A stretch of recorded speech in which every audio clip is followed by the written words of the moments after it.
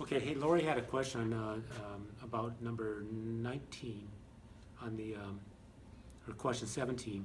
The average temperature of human disease is actually 98.2. So that's my population average.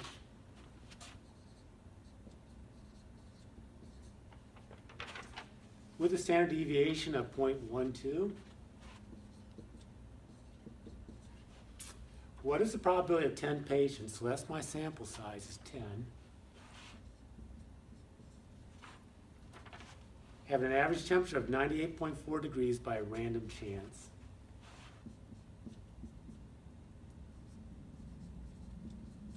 So now the way I do this is I'm going to use the central limit theorem. So I'm going to use the standard deviation of the means. So that is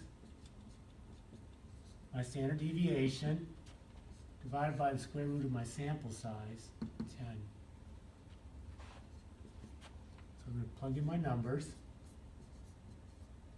And if I use Excel, that would look like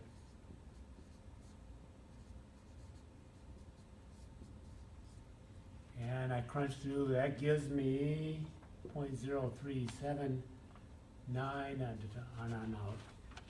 So remember how Excel looks at, uses the norm disk. Norm disk is what we're going to be using.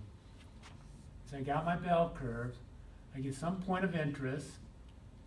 And then Excel, when I type in norm disk, will take the entire area below that norm disk. Well, what we're interested in here is this area here above the norm disk. We know what that area is. So it's 1.00 minus my everything below my point of interest will give me that area. And that's the probability of random chance. So if I punch that in, there's my 1, the area under the bell curve, minus the norm disk.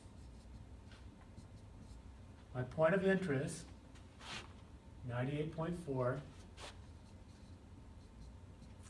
My population mean, 98.2. My standard deviation, I'm not going to use this standard deviation.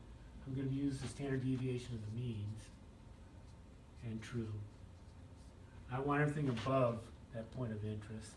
And I punch that all in, and I basically get 0, essentially 0. I changed the answer on the quiz. Because of round off, you're going to get different answers, but basically it's 0, no chance.